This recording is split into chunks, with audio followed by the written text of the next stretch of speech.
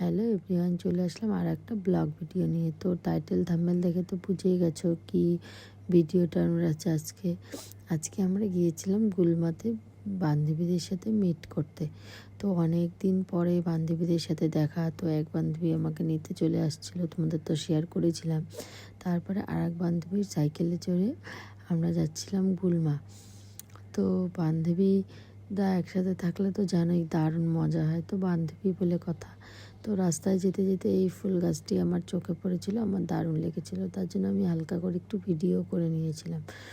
তো তারপরে আমরা যেতে যেতে একটু গুলমার ভিউটা নিলাম।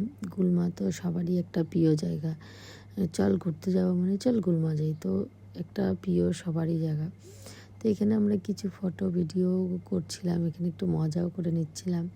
তো আমার বান্ধবী সাইকেলটা সবার এত পছন্দ হয়েছিল যে কি বলবো, সবাই সাইকেলটা ট্রাই করছি আমরা চালালাম, তার মজা সাইকেলটা চালায়।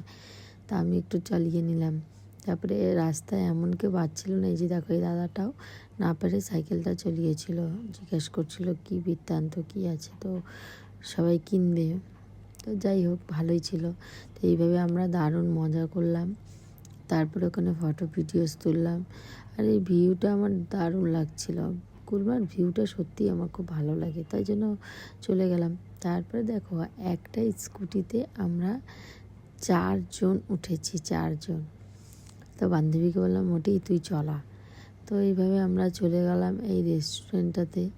তারপরে ওখানে যাই আমরা কিছু খাবার খেলাম, তারপরে কফি নিয়ে নিলাম। কফিটা দারুণ সুন্দর ছিল, খাবারগুলো যদিও অতটা টেস্ট ছিল না, খাবারগুলো দারুণ ছিল।